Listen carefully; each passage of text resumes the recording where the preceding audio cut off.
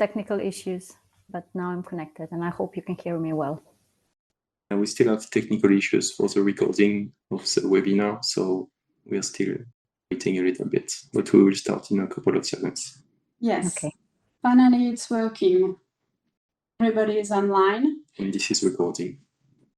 Let's start. So, welcome everybody again. So, today we are pleased with Maya from AI in Spain and Esther Diaz-Cibolero from INET to welcome you on this international webinar regarding the 2023 call of the Water4All partnerships.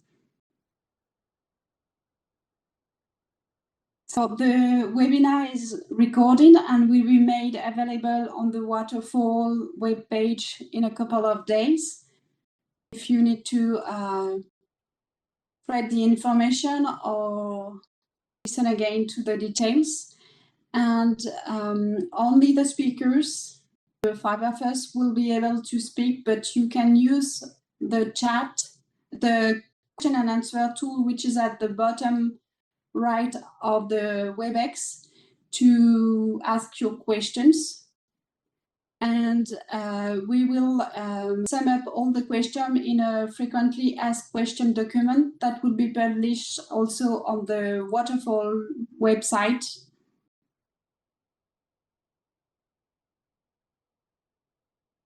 You hear all properly? Okay, let's work. The agenda is of this webinar. So Maya Kolar will present a brief introduction of the Water4All partnership and of the functioning of a joint transnational call. Esther Diaz-Cibolero will present you the topics of this call on aquatic ecosystem services. And then with Sylvain, we will go into more details regarding the call process, the modality, and the eligibility criteria.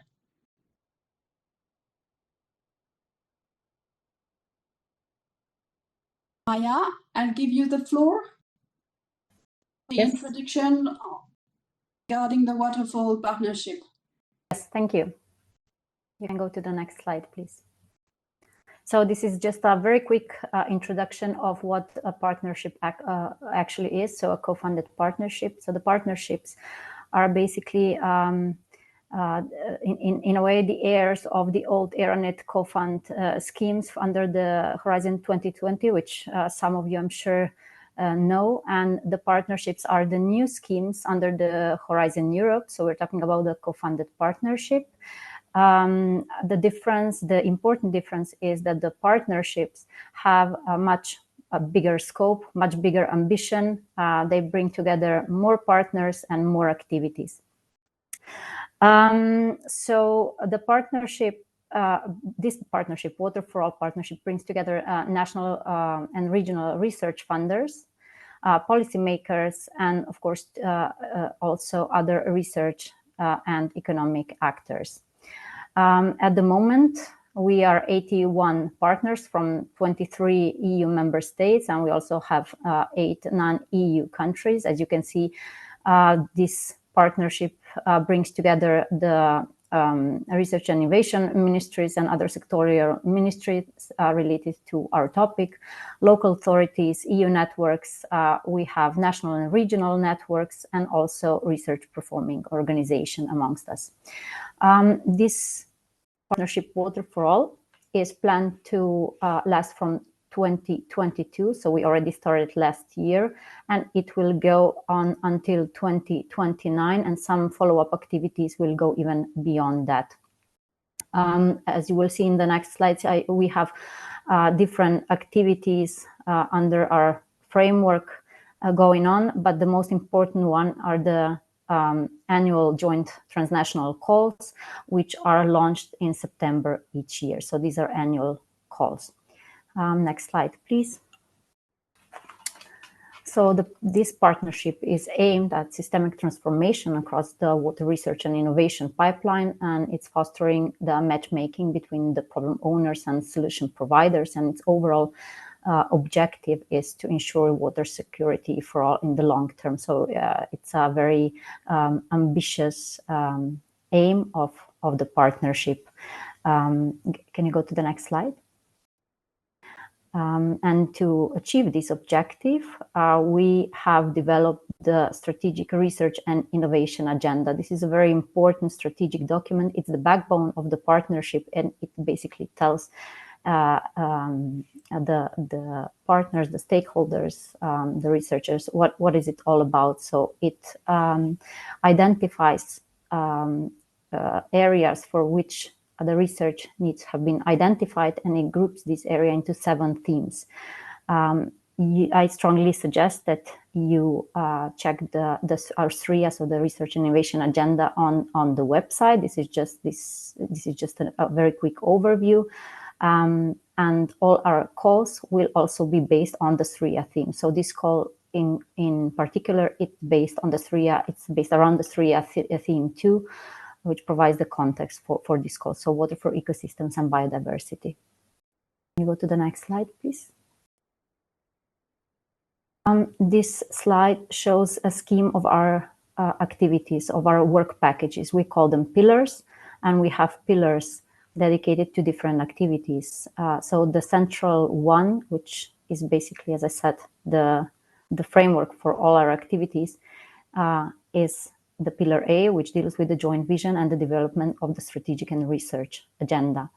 Then we have a pillar B, which is dedicated to mainly joint transnational calls, such as this one, but also other additional joint actions, such as thematic annual programming, young researchers calls, which is basically the modality that we included in this joint transnational call, and we call it here the early career researchers, but it's just a matter of language. And we are also planning some demonstration calls in the future.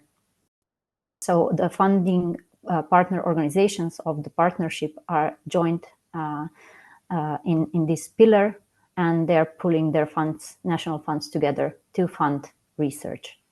Then we have activities on the science policy and end user interface. So we have different knowledge hubs.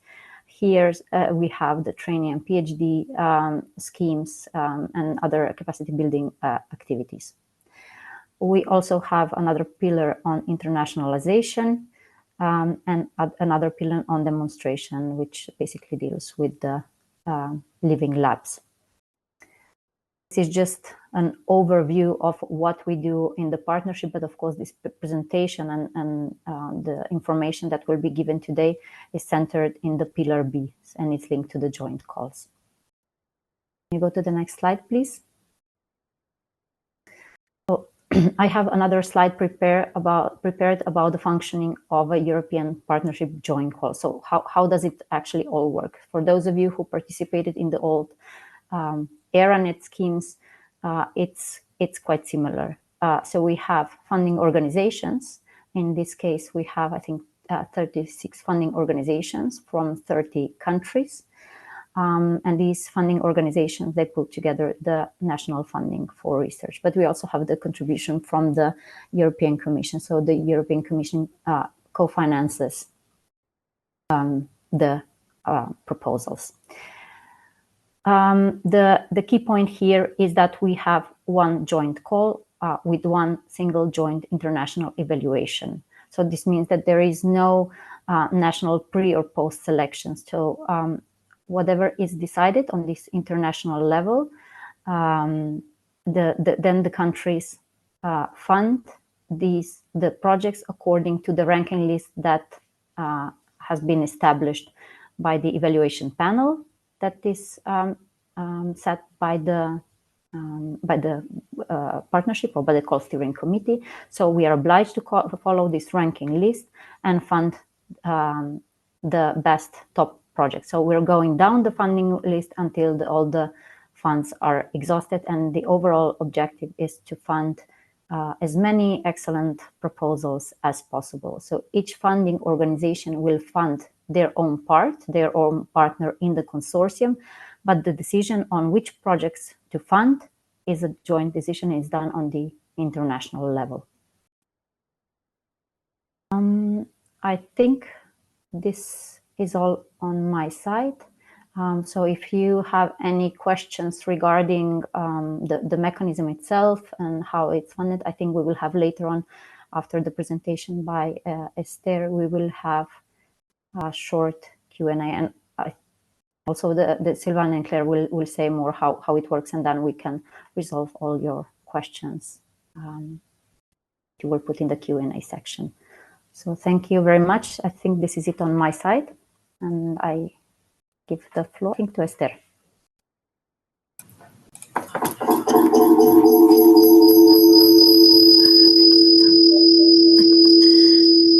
Hello. Good afternoon to everybody. I'm going to make a presentation of the different topics that will be funded by this call.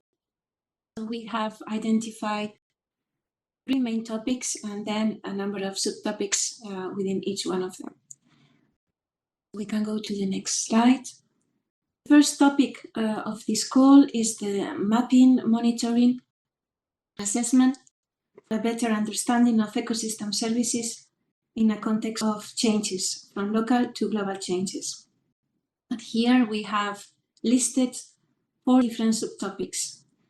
The first subtopic is enhancing the added value of data on the state and trends of ecosystem services, promoting meta-analysis across scales and synthesis of existing data sets. So the objective here is to combine the results of a series of independent studies to have a clearer vision of the state and trends of ecosystem services. Topic number 2 is supporting a transnational network of harmonized monitoring schemes, building upon the work conducted under the initiatives and previous European projects. And here we advise you to build on the work carried out by previous projects like MIAS, the Mapping and Assessment Ecosystem Services, supported by the Joint Research Center, but also the Economics of Ecosystems and Biodiversity. Those 2 are initiatives listed in the call document, but you can also have a look, and you can also your proposal around another one. The third subtopic is developing, testing, and comparing methodologies for the biophysical and monetary evaluation of ecosystem services in aquatic ecosystems, including intrinsic social and economic values. In this case, we are really asking if it's possible to include stakeholders' perceptions in the evaluation methodologies, so that we can make sure that users participate in the process. The fourth subtopic is identifying operational ecosystem services metrics that consider the interactions between people and ecosystems. So this is about the first topic. We can go now to the second one, which is about understanding and predicting multiple pressures, impact, response relationships in ecosystem services through advanced methods and techniques. We have also identified 4 subtopics here. The first one is assessing the effects of different anthropogenic pressures from human activities and the cumulative effects on ecosystems and ecosystem services. The second subtopic is developing approaches aimed at improving our understanding of the impacts of policy interventions for the protection or restoration of ecosystem services at relevant temporal and spatial scales. So whereas the subtopic 2.1 focuses on pressure factors, the subtopic 2.2 focuses on the impacts. Subtopic 2.3 concerns the development of innovative approaches for the restoration of aquatic systems, And I would like to emphasize that the restoration of aquatic systems does not only concern morphological restoration, but also aspects more linked to the ecology of ecosystems. Here, the opportunities brought by new technological developments should be grasped. And finally, we have included a subtopic 2.4 linked to the potential for upscaling successful approaches for the restoration of ecosystem services. And the objective is therefore to be able to implement restoration measures at the desirable spatial and temporal scale on the basis of the knowledge accumulated in previous activities. We can go now to the description of the topic number 3, which is about new tools and solutions for a better integration of ecosystem services in the management of water resources. And in this case, we have identified 2 subtopics. The aim of the first one is to provide strategies for enhancing the integration of ecosystem services in water-related policies. And applicants interested in this subtopic must note that we are asking proposals to meet 2 conditions. First, proposals must draw on the ecological knowledge of indigenous and local communities to enable their participation in the design and implementation of the proposed solutions. And second, we are asking proposals to consider the One Health approach in order to better understand the existing links between ecosystem services and human well-being.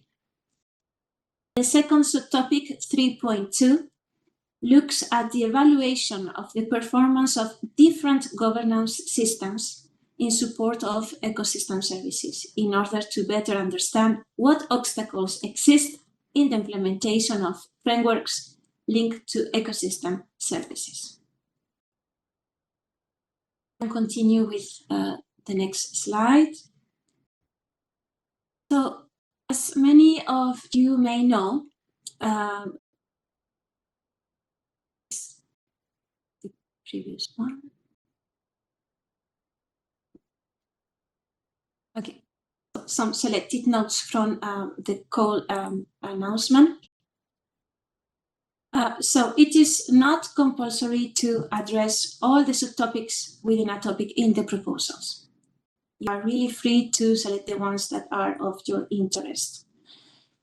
So it is possible to submit comprehensive proposals addressing more than one topic and subtopic.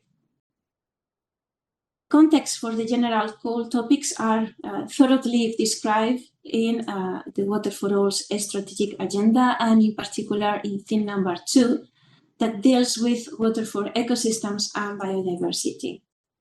And we also recommend you to have a look as well at the themes number 6 and 7, which describe the 2 cross-cutting issues of the Water4All partnership: international cooperation and governance.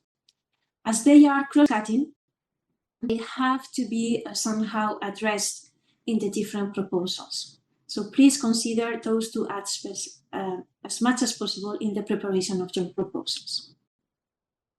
And the comprehensive approach selected must be clearly reflected in the proposals. We can continue.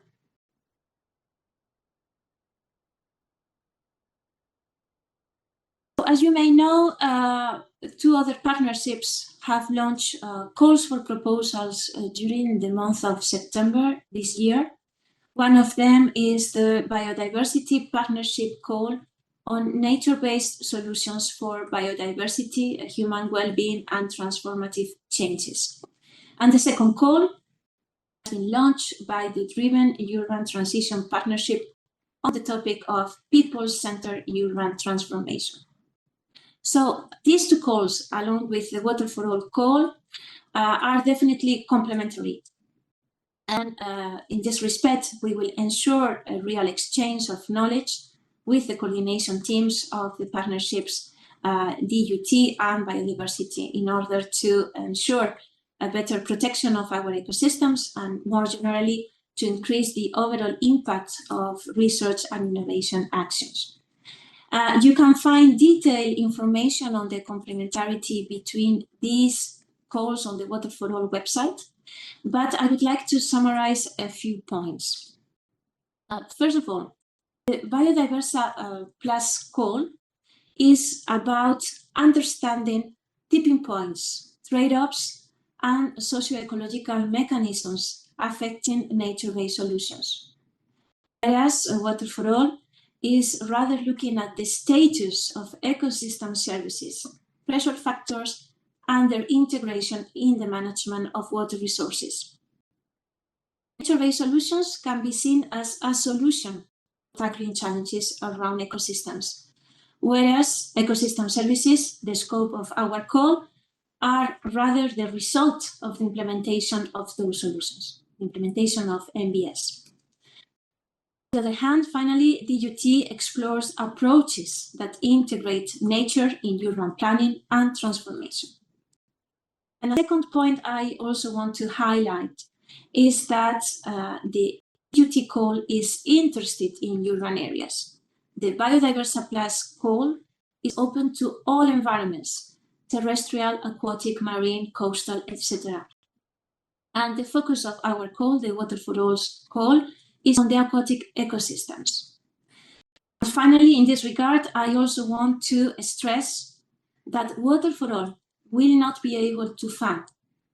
So it will not declare eligible proposals that deal with research questions specific to marine or maritime issues. So it will be really necessary to show a clear link with inland water. Otherwise, it will be out of the scope of Water4All. So I will be happy to take any questions you may have on the scientific aspects, the contents of the call.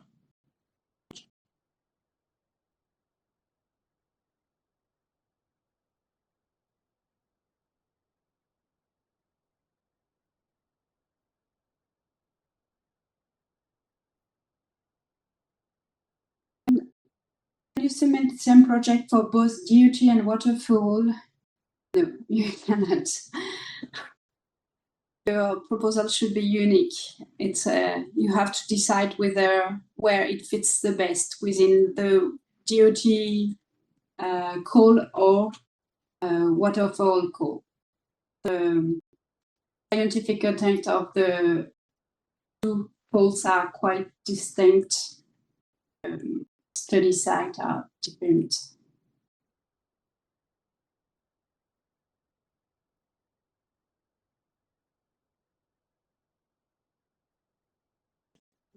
Just checking if we've got a question. Does this call also accept projects on the marine environment, or is it restricted to freshwater environment? I think you addressed this, Esther, in your presentation, but could you please repeat? We are going to fund only projects that are related to the scope in areas described in our strategic agenda. So we are looking at inland water, surface water or groundwater, transitional water, and coastal waters. But we will not be able to fund projects that only relate to marine and maritime areas or ecosystems. It will be out of the scope of Water4All.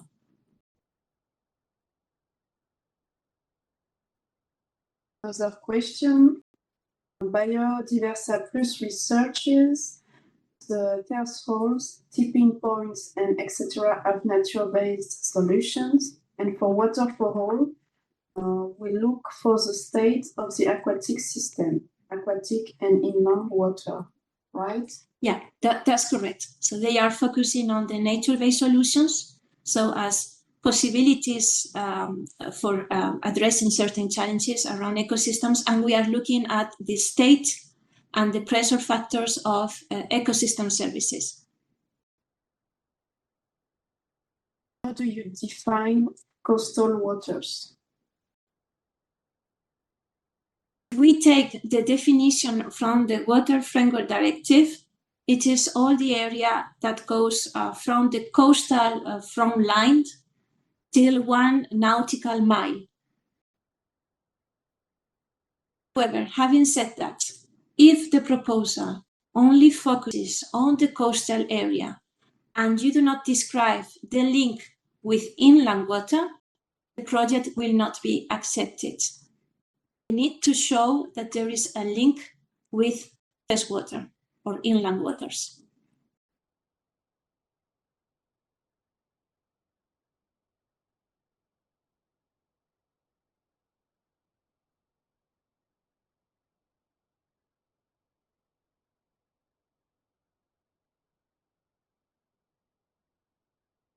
Evaluation of ecosystem services produced by traditional aquaculture in Romania.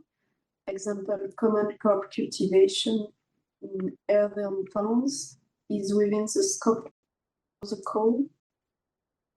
And just reading that once again. For the evaluation of ecosystem services produced by traditional aquaculture in Romania, such as common crop cultivation. Yes, because you are not going into the marine or maritime area. You are in the inland area, so that could be eligible.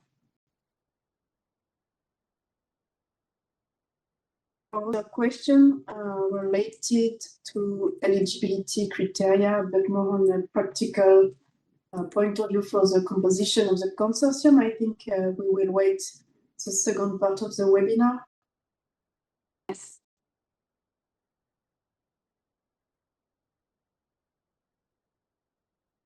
Again, we invite you to read carefully the call announcement. And also there will be a question, FAQ, a question answers document on the website. So we also invite you to read this document after the webinar.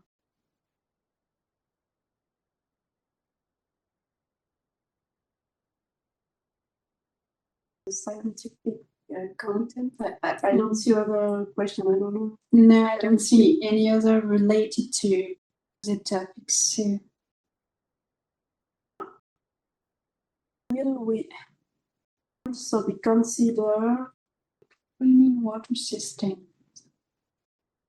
cleaning water systems during this call? Water systems. During this call.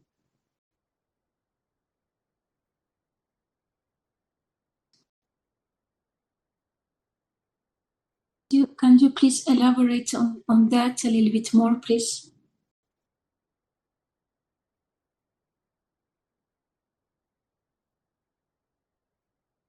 Another one is, could you give an example of what is meant by connecting the inland to inland in terms of coastal water ecosystem?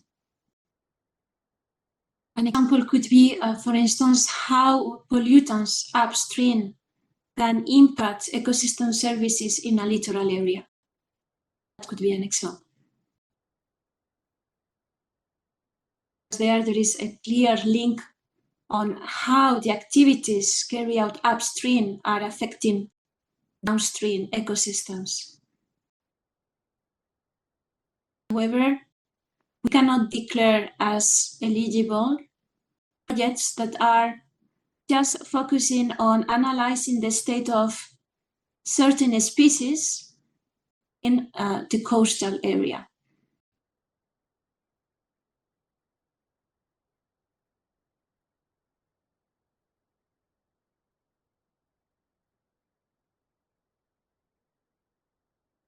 If the person asking the question on the cleaning water systems, if you can please elaborate on that question.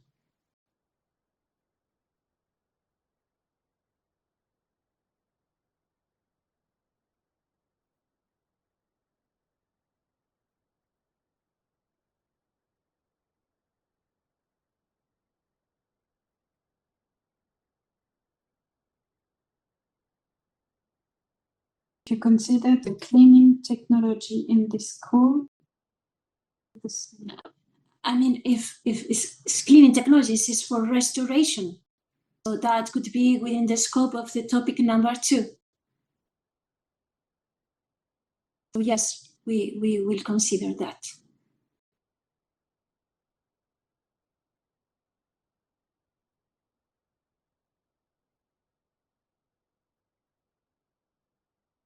Could you give an example on what it is meant by connecting to inland in terms of coastal ecosystems?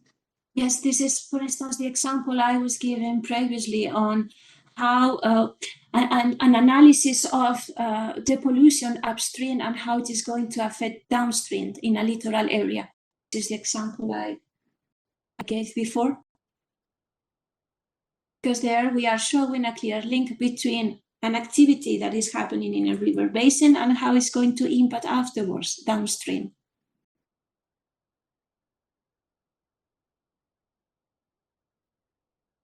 The investigation and improvement of technologies of effluent treatment that are linked to agribusiness considered in the call.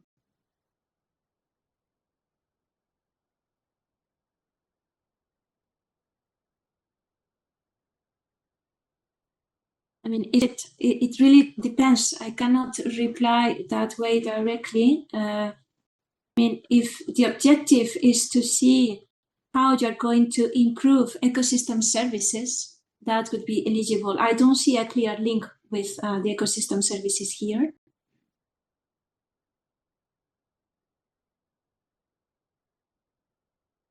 The information you provide, I'm not capable to say if it could be within the scope of the call or not.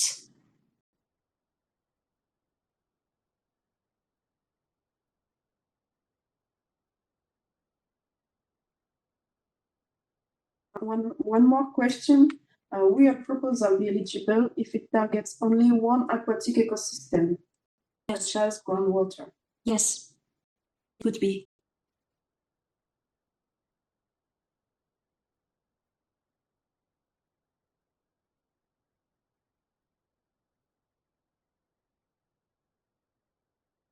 Can I just also see a question on a tool for watering and irrigation management? I don't see the link there with ecosystem services. So if you can elaborate on that as well, I will be able to give a more precise answer. But right now, I'm not able to say if it could be eligible or if it could be out of the scope of the call.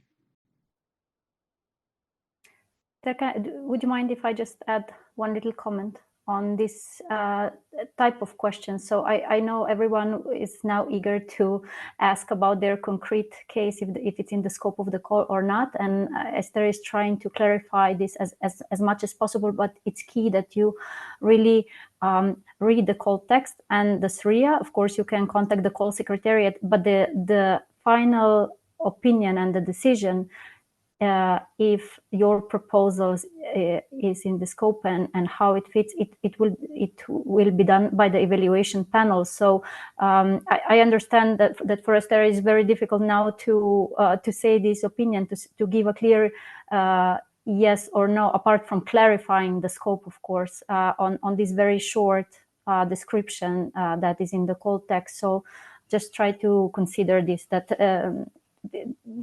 as much as we are trying to clarify the scope and these questions, it will be the evaluation panel who will judge on this. And it's really important that you read carefully the call text and the SRIA. This is just my message here.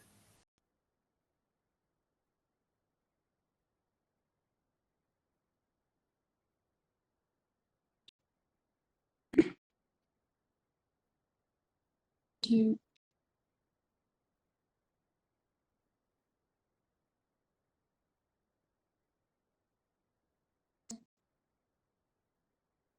expected expectation towards applicants. Yes, so some more information about the expectations from the different proposals. So proposals are expected to be scientifically excellent. So they can focus on the development of new knowledge through basic research and or the implementation of solutions and tools. Just paying attention to not duplicating past efforts and results. Ever relevant and if possible, try to be multidisciplinary. The idea of the Water4All is to break the scientific silos. So create consortia that can be cross-cutting to different scientific areas, combining exact sciences with social sciences and humanities. And this is particularly important when developing aspects related to governance, to the theme number 7 of this RIA that, as I mentioned previously, is a cross-cutting issue that should be integrated somehow in the different proposals. Also, strive to demonstrate a transnational added value of the proposal. So try to avoid focus on local cases and solutions that cannot be used or scale up. Also, it's important to indicate that activities are not restricted to Europe unless the national rules stated otherwise. And finally, the results should contribute to the implementation of evidence-based global EU and national water management policies and strategies. Going a bit deeper, I'll go to the next slide.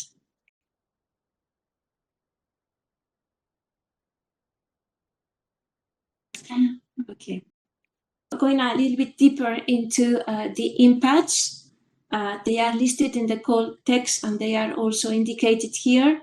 So the impacts of the proposals are to integrate the ecosystem services approach and accounting approaches in policy and practice, improve governance of ecosystems for their protection, mitigation and adaptation to global changes, and improved resilience of aquatic ecosystems for securing the delivery of those services, supporting the implementation of the Sustainable Development Goals and ensuring a just transition for all, also the European Green Deal strategy and the biodiversity strategy. The next expected impact is the maintenance or restoration of natural ecosystems for preservation of ecosystem services. Finally, providing guidelines for the creation and management of habitats in regions where they were previously lost to restore lost ecosystem services.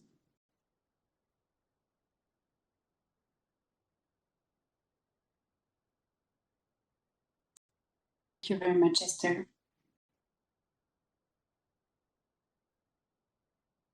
I don't see any more questions related to this part of the webinar, so I would suggest that we move on, because there are a lot of questions regarding also the call process and composition and evaluation and eligibility criteria.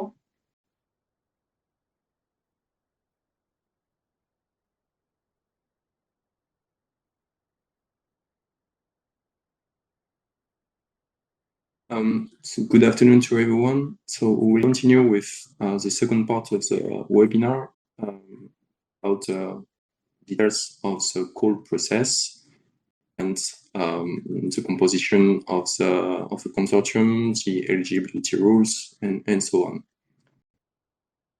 Slide, please.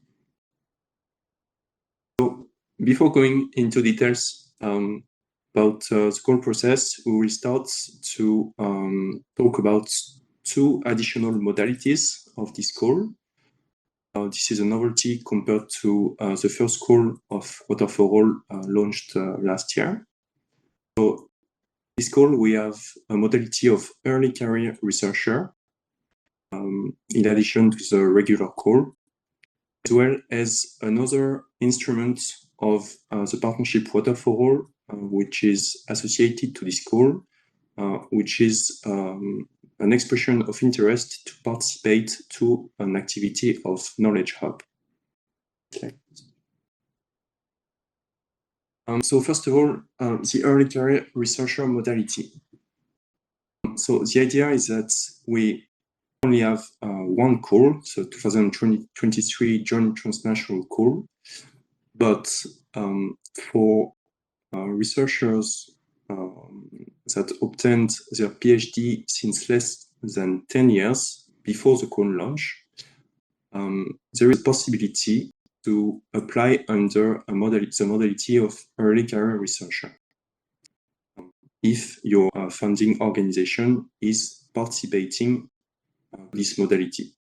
So it's very important that you check on the document's national regulation, which is available online, whether or not your funding organization is participating to this modality. So this early career researcher modality only concerns the coordinator. So basically, when you will create your proposal under the online platform, as coordinator, you can choose whether to apply under the regular GTC or under the early career researcher modality if you obtained your PhD since less than 10 years. Next slide, please.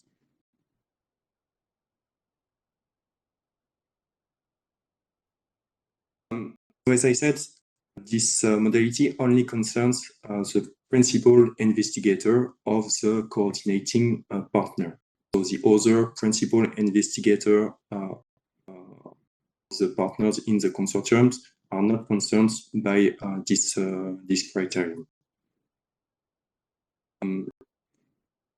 Next point, I said there is only one call, meaning that this ECR modality is governed by the same thematic framework that Esther presented, and the same proposal structure is expected.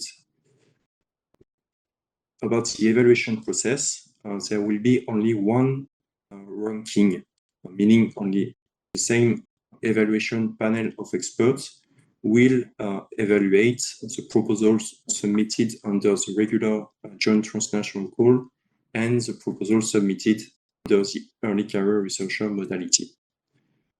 There will be the same evaluation criteria and a unique ranking of the proposal. However, the advantage of submitting your proposal under this modality is that in case of equal ranking between a proposal submitted in the regular call and a proposal submitted in the early career researcher call, the early career researcher project will be prioritized compared to the other projects. And this is the only difference between the two modalities, let's say. Thank you.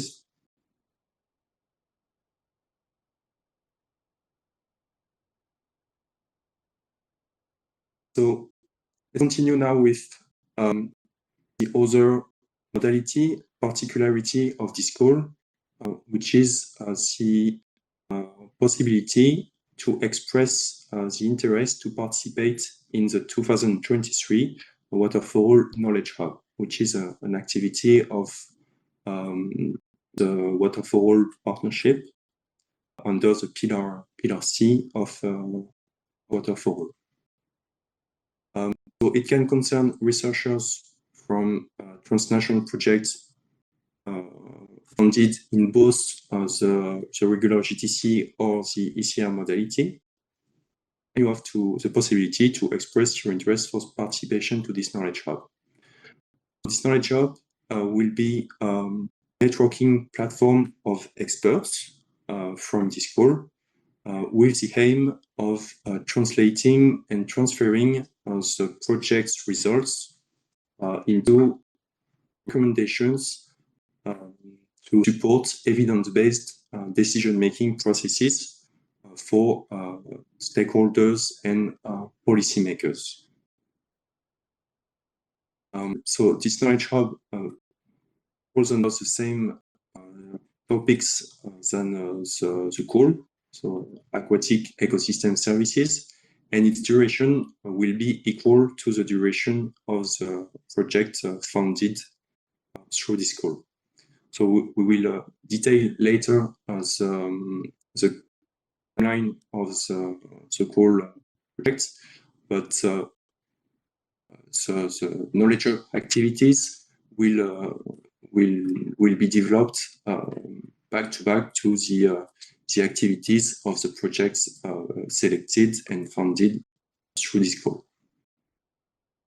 A very important point, the expression of interest to participate to the knowledge hub is not compulsory, and you will not be favored compared to other projects by the evaluation panel of experts if you choose to express an interest to participate to this knowledge hub. Please.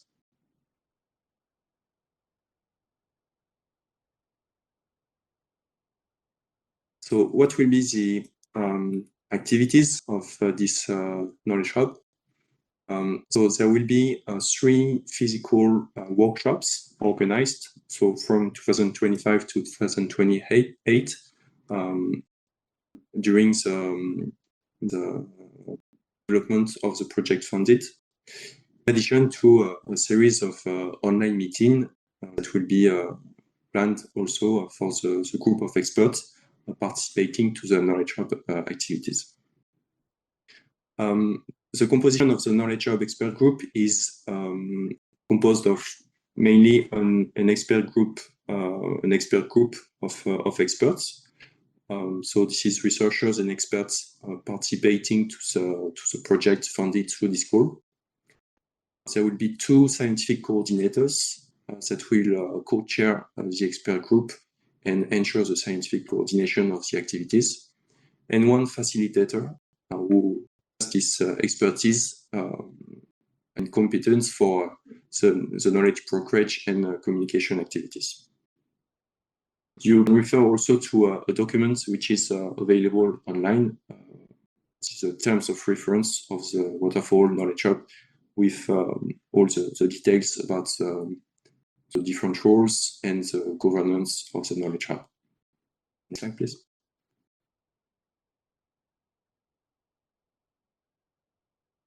So, very important, each project consortium submitting a proposal has the possibility to propose 1 person to express an interest for the participation to the knowledge hub, either for the role of expert group member, scientific coordinator, or facilitator. So you will submit your proposal under the joint transnational call or the ECR modality, and you have this possibility of expressing an interest to submit your declaration of interest onto the platform to participate to the Water4All knowledge hub. So only 1 member of your consortium, either the coordinator, principal investigator of a partner, or a team member, can submit the expression of interest, but only 1 person. And not all the funding organizations are participating to the knowledge hub, only a part of the funding organization. So we invite you to consult the goal text with the participating funding organization, or the document national regulation to check whether or not you can express this interest and for which role you are eligible. Next, please.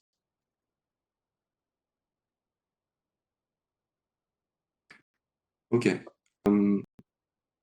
So this was a short presentation of these 2 modalities. You can find, of course, additional information on the call documents. And now we will continue with details about the call process and the eligibility rules.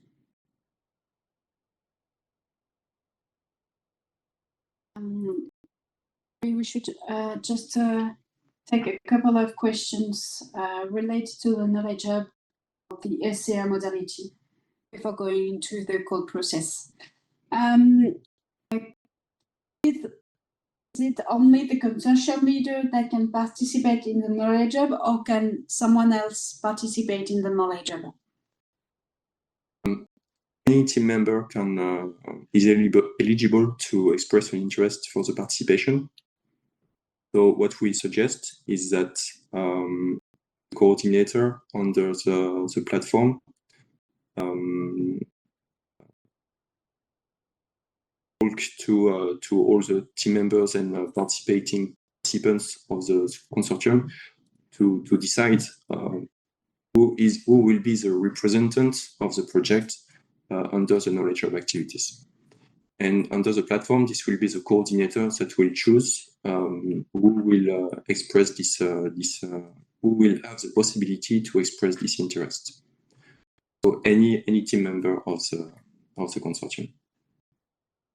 Keeping in mind that your funding partner organization has to be willing to fund your participation in the knowledge hub.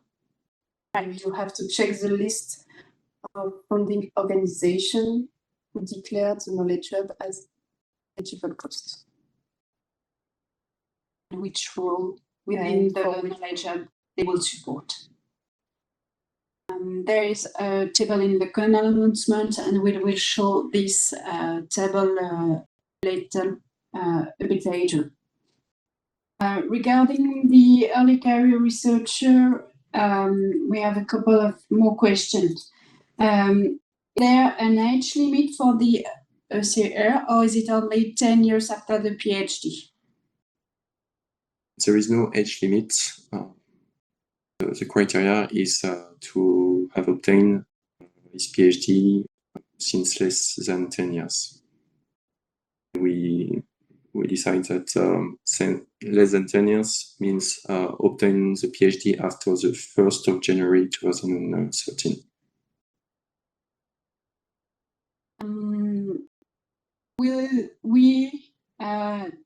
Will the applicants need to upload a document, and in this case, should the document be in English? The I think the FPO will check whether or not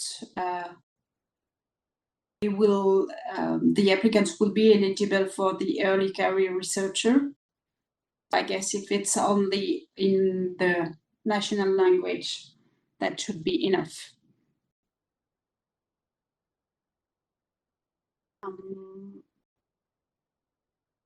What if the national funding agency does not fund this SCR modality? Can we apply for the GTC?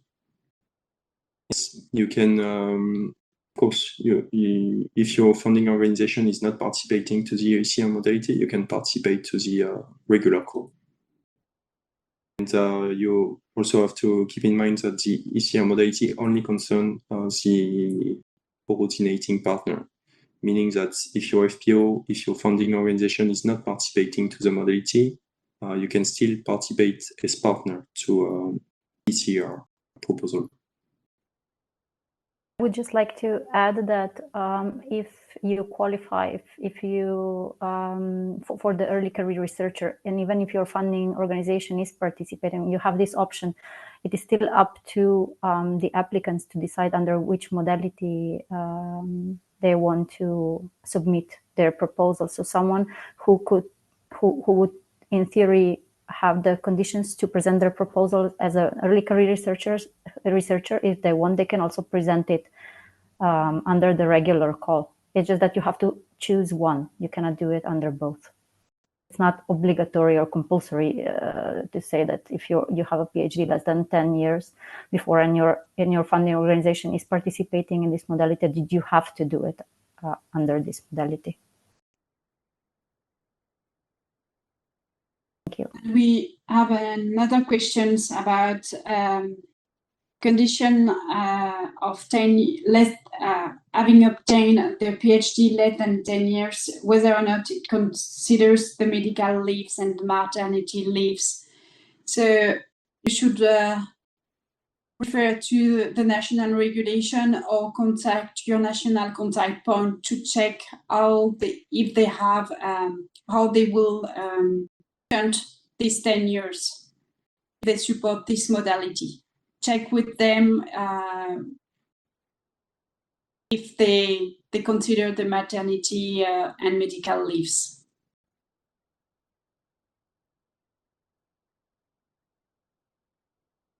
Parental leaves are also included in the answer, of course. This should be checked at national level. See that there are, or at least I think that there are some Spanish applicants asking about this, and I can say at least for the Spanish that we do consider the maternity leave as an exemption. Yeah, they're in French, so I guess it's main. A lot of agencies are doing.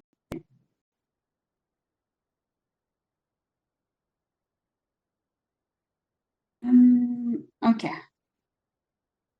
Let's continue. I'm afraid we cannot address all the questions orally.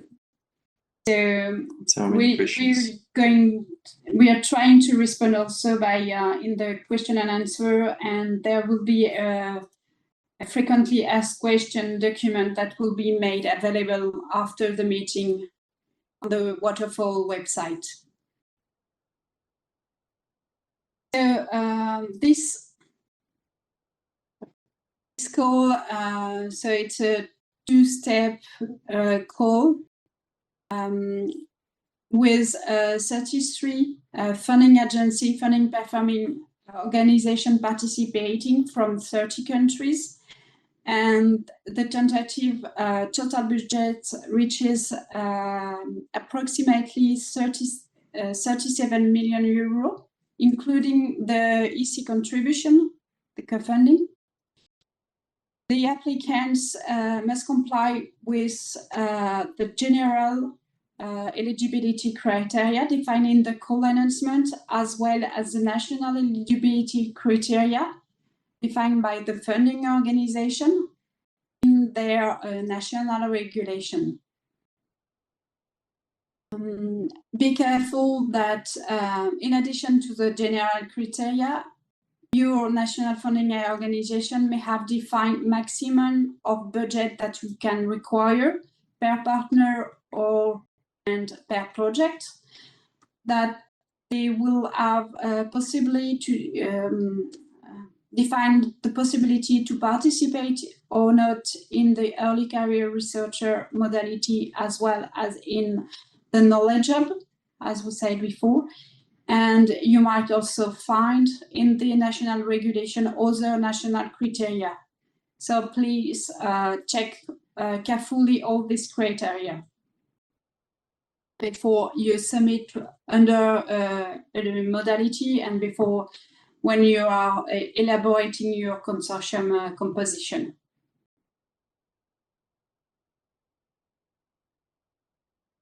So I'm afraid you cannot see properly this table, but this table is the one that you can, the table one that you can find also in the call announcement, and it details which country and which funding agency support which modalities, and also the tentative budget.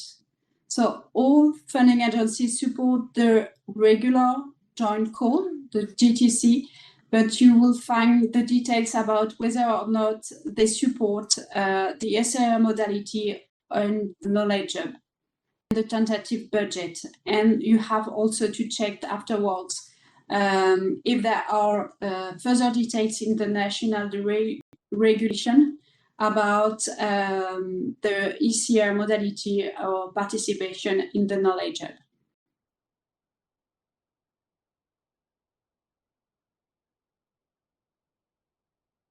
The general eligibility criteria, the first one is the composition of the consortium. The consortium must be composed of at least 3 eligible partners requesting funding from a funding agency from 3 different countries.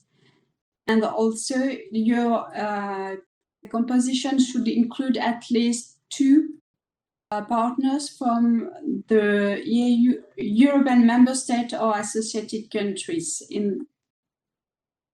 Have the link to the European list of the associated countries. This document is kept updated regularly, so please be careful.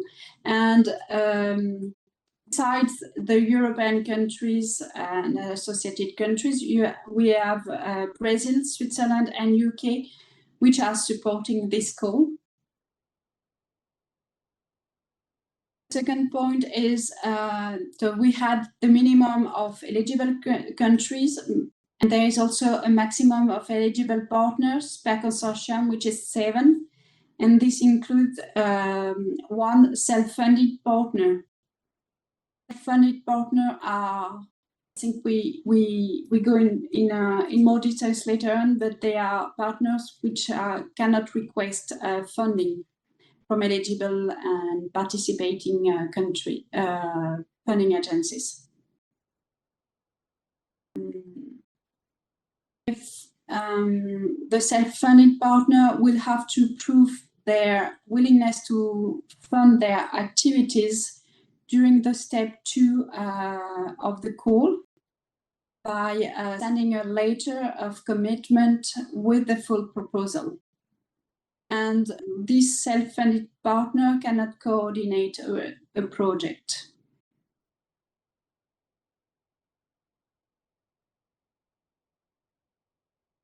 Here is an example of composition of a consortium. For example, if you have a consortium including Portugal, Italy, and Brazil. Brazil is not a EU member state, but it participates in this call. And the consortium is eligible because we have 2 different EU member states and associated countries, Portugal and Italy. And the third one is Brazil, which is also participating in this call. The other side, if we have a consortium including France, Spain, and Cyprus as a self-funded partner, because Cyprus does not participate in this call. This consortium is not eligible because we have 2 different EU member states or associated countries, France and Spain. But Cyprus is not participating in this call, so we do not have 3 different countries participating in this call. This general eligibility criteria are detailed in the call announcement.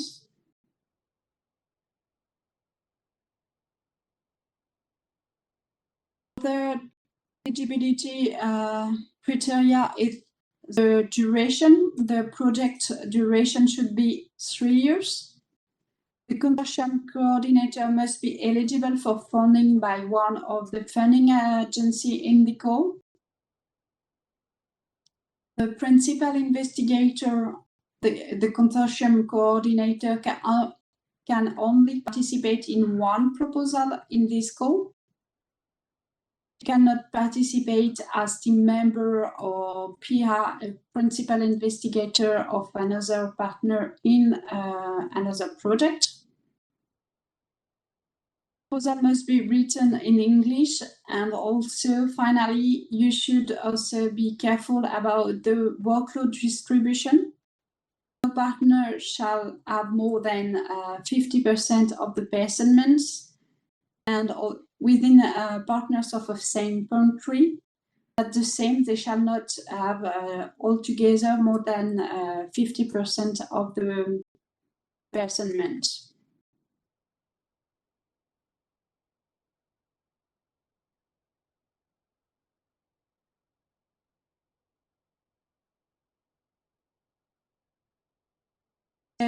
Institutions from countries that are not participating in the call may join consortium only as partners. They cannot coordinate.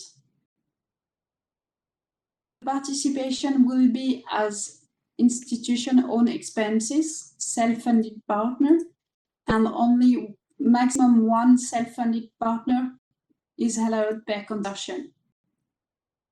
As we said before, self-funded applicants will have to prove their willingness to fund their activities during the step 2 when submitting the full proposal and sending a letter of commitment together. The Joint Research Center can participate in a proposal as a self-funded partner, and international institution needs to investigate their respective national eligibility criteria guidelines. If they are eligible to participate as funded partner, and make sure that they will be able to fulfill the duties of funded project. For example, signature of the consortium agreement.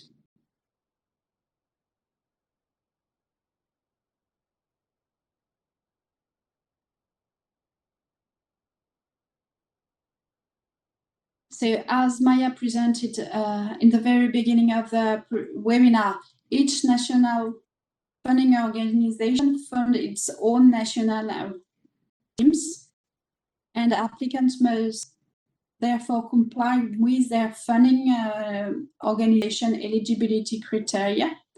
Like, for example, they need to check participation to the ECR modality or Knowledge Hub modality, and also the eligible budget items. This is detailed in the funding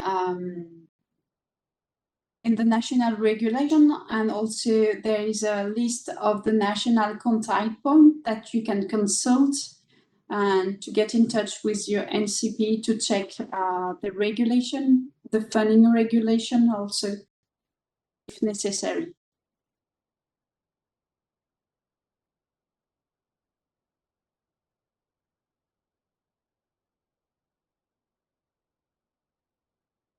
Another point is that we should warn you that the information that I think we didn't say it, but this the call is in 2 steps, and you need to enter into the process in step 1. You cannot join later on during the step 2 with the full proposal stage. So the information that you will give in the pre-proposals are binding. No major changes regarding the proposal content will be allowed between the pre-proposal at step 1 and the full proposal at step 2.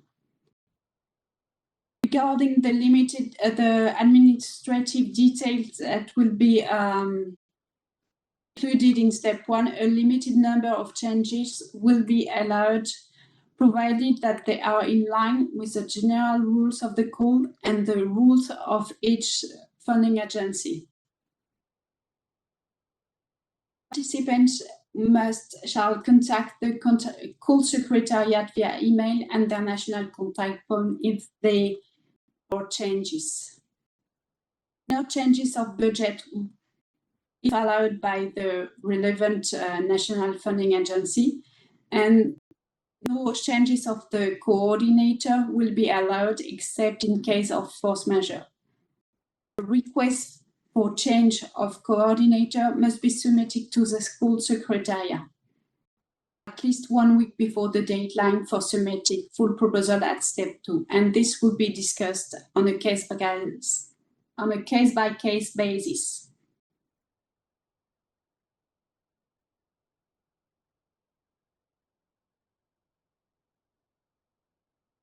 So these changes are limited.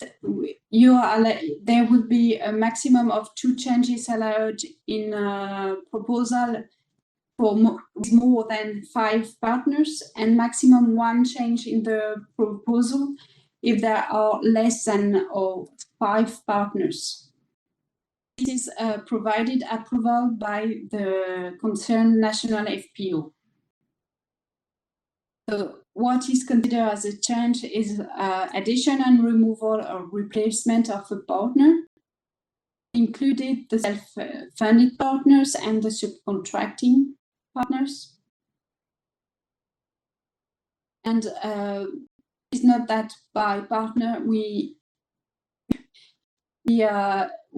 mean independent legal entity participating in the project. The eligibility of the research partner must be confirmed before the full proposal submission deadline. Changes must be asked first to the NCP, who needs to check the eligibility and agree with the change.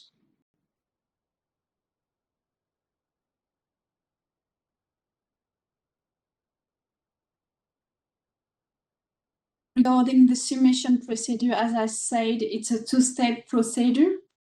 First step is mandatory. You need to submit a pre-proposal, which is 7 pages, through the electronic platform submission system.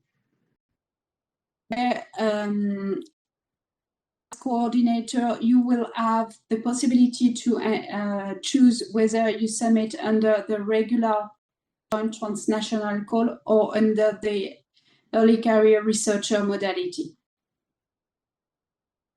You will not be able to enter into the call process at a later stage. During this first step, there will be an eligibility check by the call secretariat as well as with the related national funding agencies, and a first evaluation by an independent evaluation panel. Evaluation criteria at first step of the pre-proposal is our excellence and impact. Minimum threshold is 5 out of 7 of each criterion. And for step 2, the applicants will be invited to step 2. Have to submit a full proposal, 16 pages, via the same electronic platform submission system. Then we'll have a short eligibility check by the call secretariat and the national funding organization for the evaluation by the independent evaluation panel, according to the 3 evaluation criteria, which are excellence, impact, and quality and efficiency of the implementation. The threshold of the on the final score is 10 out of 15.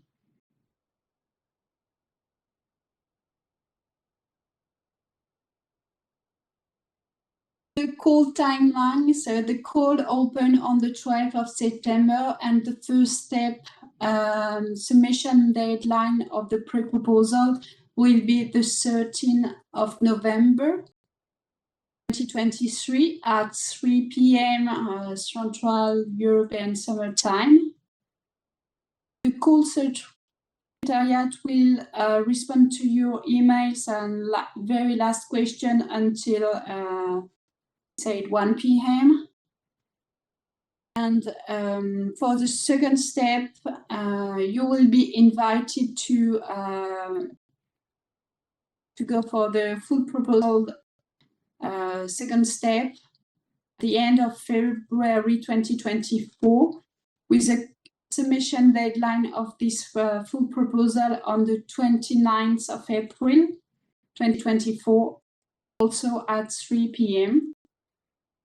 Please anticipate the submission of your proposal and proposals in order to avoid any IT troubles and IT overload of the submission platform.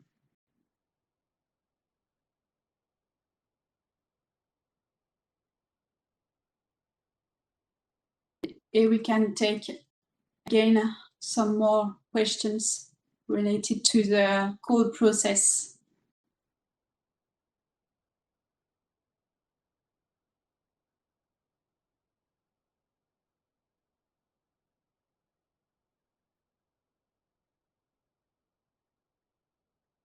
I can see one. Are private entities eligible to act as a partner in a consortium It depends on the national rules, whether or not for the national agency you are eligible or not.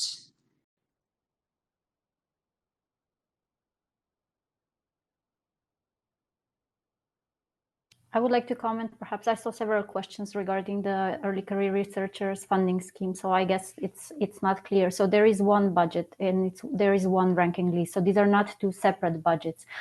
Only in the platform you will click under which modality you're reporting, but basically everything else is the same. So the proposal is structured in the same way and it's evaluated under the same criteria. But when the ranking list is established, so we will go down the ranking, and in case we have different proposals that have the same final score, we will prioritize the early career researchers as much as the budget allows us to do. So this is the difference, basically. So there is this boost that we're trying to give to the early career researchers, but there is no separate budget for that. So the process itself is the same. So I hope this clarifies the situation, but because I think I saw several questions on this. And I wrote down a few questions, so I don't know if the coordination team, do you mind if I comment on some of them that I saw? Of course. So there were also the questions regarding the co-financing. So the countries or the partners that they need to provide the co-financing. So the fact that the EU or the European Commission co-finances our call does not automatically mean that you have to report to the European Commission or that you need to automatically have some co-financing. So it's the national rules that tell you if your expenses for the project, your budget will be fully covered by your funding organization, and it is your funding organization who will deal with this co-financing from the EC. It's not you who will need to report individual to the Commission as well. You will report to your funding organization for your funds, so for the budget, if your project, of course, gets selected, and you will also report on the international level. So we will have some light follow-up also on the international level, but it's not automatically. This does not automatically mean that you need to provide some co-financing from the start. Check your national regulations. Some funders might ask for this, but it's not by far the general rule. And then I also saw some questions about going back again to the early career researchers. If you need to upload some documents to prove that you have the PhD and you comply with these rules, please correct me if I'm wrong, but I don't think you need to do that. It will be the national funding organization that will check your eligibility, and they will ask you for this proof. So because all the documents and all the information that is uploaded on the platform should be in English. So it will be your national funder that will check that you comply with this rule. Then regarding the eligibility of the countries that are not in the call, so there were several questions. I saw Croatia, Serbia, I think Costa Rica, Indonesia.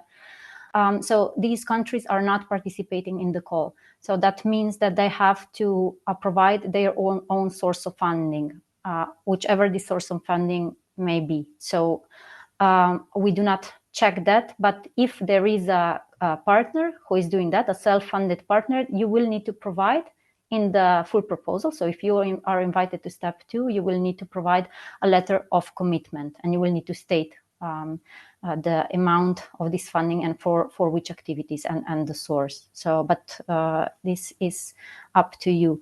And also an additional perhaps suggestion or potential solution for the partners that are coming from the countries that are not participating in the call. Maybe your option could also be that you are subcontracted by some of the partners that are actually funded in this call, so that are eligible. But you need to check this with them and with their national rules if they allow subcontracting of partners or physical persons or companies or whatever from countries not participating in the call. And then I saw a question also regarding the maximum number of partners. So there was some confusion, I think, if it's 6 or 7, taking into account this one self-funded partner that could potentially participate in the consortium. So it's 7, it's always 7. So you could have either 7 partners that are eligible, or you could have 6 that are eligible and 1 that is self-funded. It's not that the limit goes down if you have if you don't have a self-funded partner. And also to say that there is no maximum budget per proposal. We have maximum limit per partner, per each partner in the consortium. So this is written in the national annex for each participant. Check this very carefully because it could be the eligibility criteria. So if you do not check this well, your proposal could be declared ineligible. But we do not set a cap per proposal as a whole. So then it depends how many partners you have. So if you have fewer partners, your budget may be lower. Your ambition may be in the sense of how much money you want to request may be lower or higher. That depends on your work plan and, of course, on the number of partners. So there was also one question if Brazil, for example, can be coordinator. And this goes, I guess the question comes from the fact that the countries that are participating in the call but are not EU members or associated countries can coordinate. Yes, they can coordinate. The partners that are self-funded partners cannot coordinate. So, for example, mentioning before the countries, I don't know, Indonesia was mentioned. Indonesia could not, for example, coordinate the proposal. And then I also saw some questions regarding the change of affiliation once the project is already funded, and some other similar questions that had to do with the situation once the project is funded. So we are not dealing with this right now. We are not checking this right now. If this depends on the funding organization. So once your project is funded, and if after this is done, you're changing affiliation, you will need to go to your funding organization and ask what can be done in this case. So if you can change the affiliation and, let's say, take the project with you, or if the project stays with a partner affiliation and you will need to find a new PI, this completely depends on the national funders, on their rules. I can only say that in the Spanish case, we really we don't like to see these kind of changes, and if they happen, because they might happen, we will need a very thorough justification for that. But again, just as an example, you will need to contact your funding agency. And another interesting question, perhaps, about the location of the research. I saw a question about this before. So you're not bound to the countries that are participating in the call. What is important is that you have the partners who are participating in the call, that you comply with this criterion of 3 partners from the 3 different countries and so on. And your national funders, that they might impose some rules on how or where to implement the research. So you might have some limitations there, but on the international level, we don't say where you need to, for example, implement your research in Europe. It's not the rule. It's more to be in the scope and not to focus on local cases, so that your research can be, that the results can be extrapolated on wider areas and so on, but it's not about the location itself. I think this is what I saw that was not already answered. I don't know if you had a chance to check some other questions. Perhaps just another comment on the Hungarian and UK participants, because the situation is a little bit particular. Please correct me if I'm wrong, the colleagues from the coordination team. But for the UK, until now, they are counting as, let's say, a country participating in the call, but not yet as an associated country. So this will happen from, I think, January 24. I think so, but please add if yeah. So far, we, from our exchanges with the European Commission, it is still unclear whether or not after the 1st January 2024, I mean, so for step 2, they would be considered or not as an associated country. So okay. Let's Okay. keep them so far with us participating in this call, and then we'll see beginning of next year how we will proceed.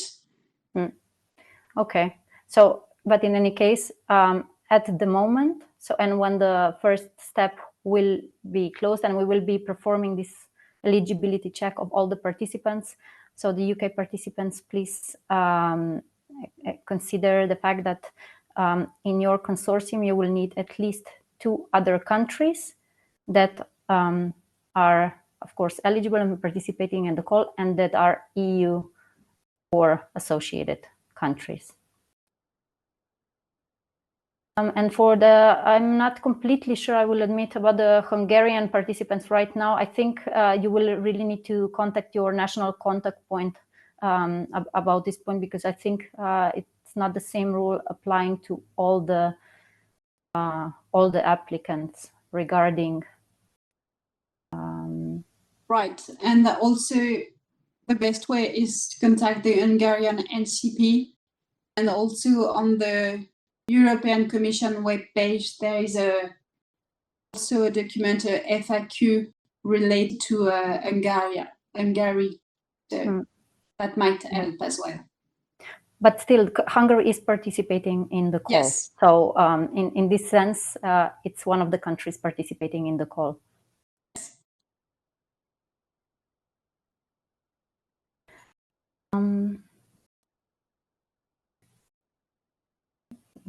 Did you find any other questions in the chat that haven't been answered yet? I was trying to summarize a little bit because there are some questions that are repeating themselves. We had several questions on SMEs and private sector, so we invite you to check the national and regional regulation of the funding organization you are belonging to, because it really depends for the eligibility of your national agency, and also for the funding rate, it's the same. Each funding agency has its own rules, so have to check the national regulation.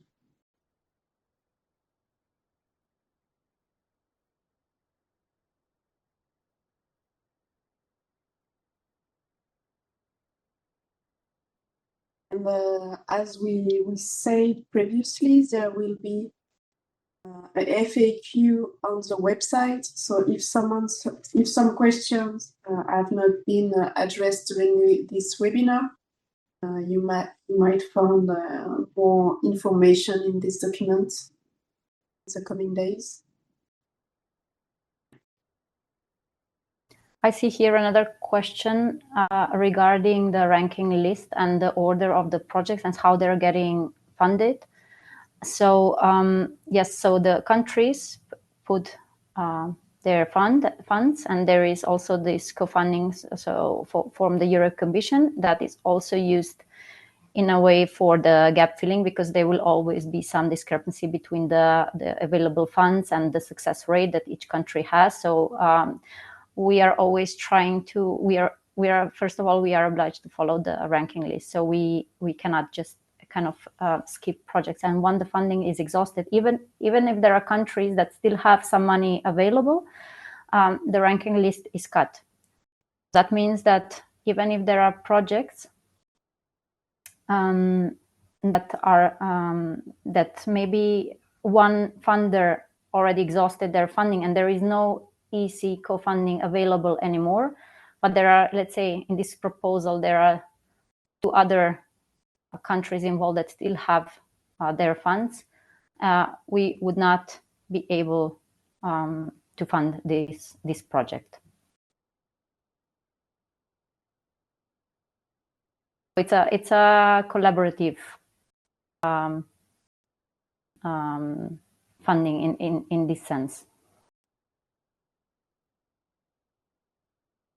I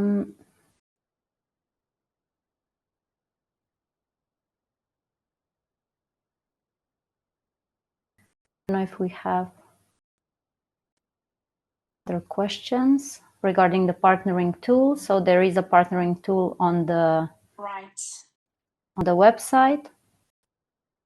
Then go to this stage. This is the conclusion of the webinar. There is indeed a partnering tool. So far, more than 50 registration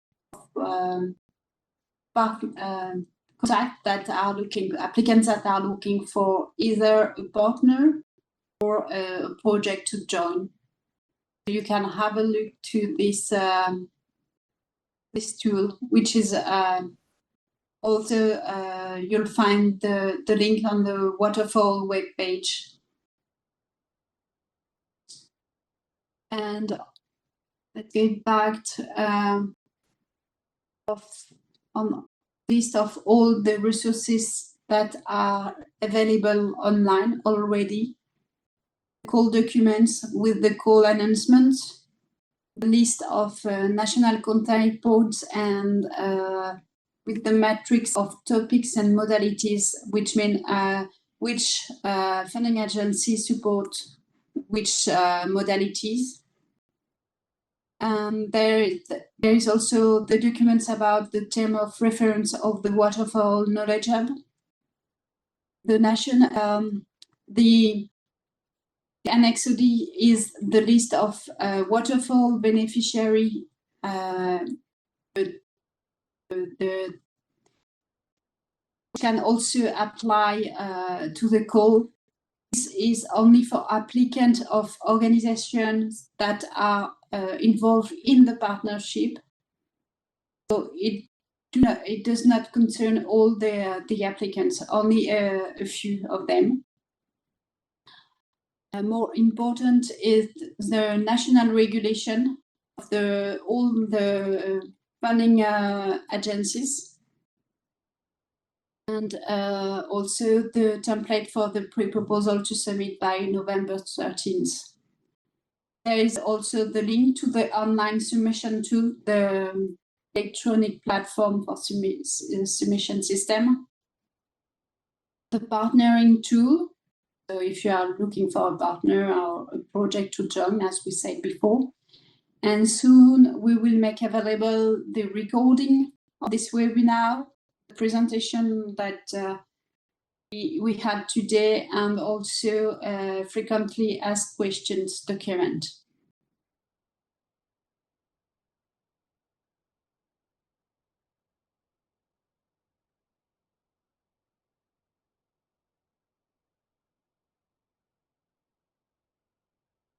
Here you have all the link directly to the call, the partnering tool, the submission system, and also the email to contact the call secretariat or your national contact point, and the link to the national regulation.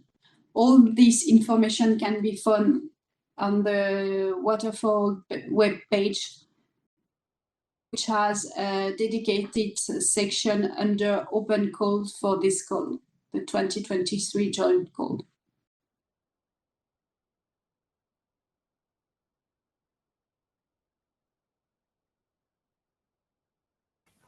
Claire, if you don't mind, I see we still have some minutes to spare, I think.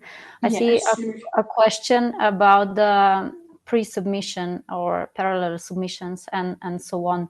So I think this was also already answered by Sylvain, so no pre-submission as such, but I would like to highlight that there are some funding agencies that will ask you for the submission of some documents for their own part. So not a pre-submission in the sense that you have to pre-submit the whole proposal to your national funder, but some funders will ask you for the submission of some documents. So not just to check the objective is to check, of course, the eligibility. But I know, for example, for the case of the CDTI, which is the funding companies in Spain, they will ask you for some documentation to check the activities, but not in the sense that they will do the evaluation, because there is only one evaluation, the central one. So this is done centrally on the call, but be careful with the requirements of your national funder. This is my message here. So you might have to submit some documentation to your FPO with the objective to check your eligibility.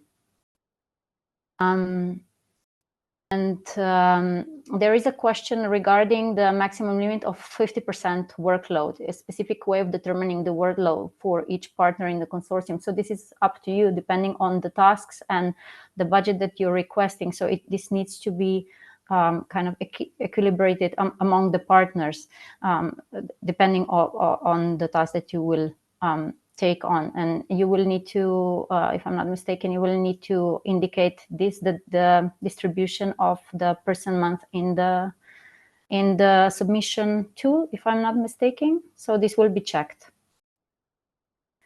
And I would like to give another message to all the applicants. In the call text, you have also the section, I think it's the chapter 5 on the eligibility, not eligibility, evaluation criteria. So I think it's very important to read this part, this section, this table, and to see exactly against which criteria and sub-criteria your proposal will be evaluated, because I think it will give you the information on how to structure also your proposal. So you will see what the evaluators will be looking at. So check this part in the call text. The first phase, as it was said before, I think by Claire, you will have the excellence and impact criteria checked, and there is a number of, let's say, sub-criteria and points that are included in the call text to see exactly what will be looked at here. And then in step 2, the quality and efficiency of implementation will be also included.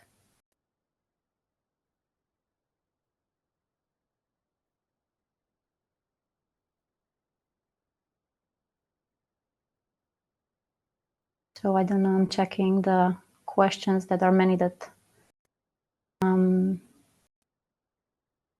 been answered already.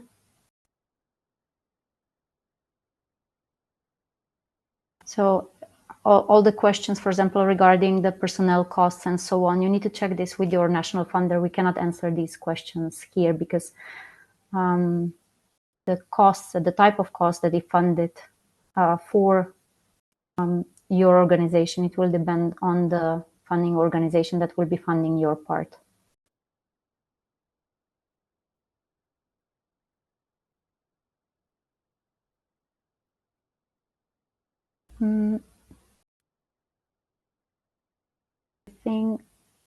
I think we managed to answer a lot of questions here.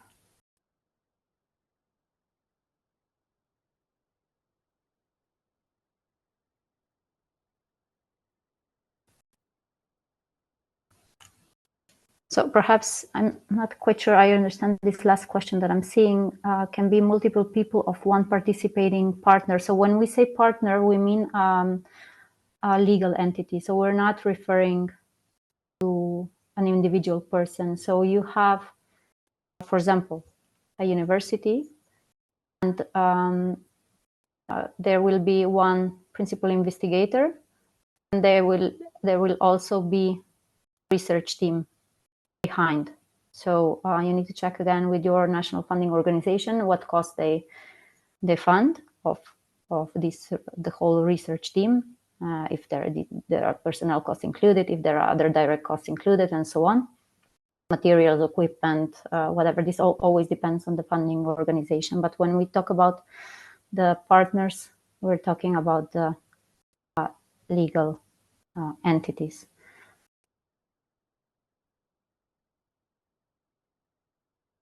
And also perhaps there was a question if one partner, so let's say, again, just as an example, university, if the same university can submit 2 proposals. So in principle, if the national funding rules state otherwise, the same, let's say, research center or university or company could submit different proposals. Of course, there cannot be, this proposal should not duplicate the efforts and the research, unless, of course, your funding organization states otherwise. So it is the coordinator, the person that is coordinating, that cannot submit various proposals or cannot participate in various roles as coordinator and as an IP in a different proposal. It's really important to, I think, to always, of course, these general eligibility rules on the international level, but even more so, each group or each partner must pay a lot of attention to their national funding rules. So this is the document with national regulations.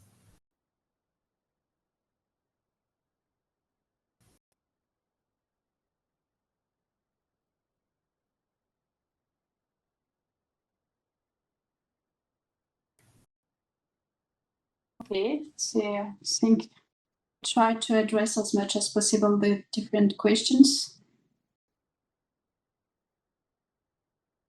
So please make all the documents available on the Water4All webpage,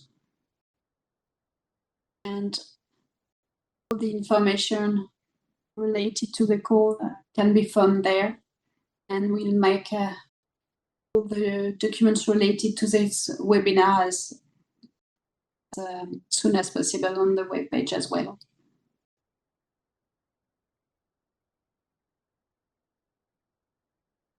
Thank you very much for your participation. I hope it was very helpful indeed. And, bye.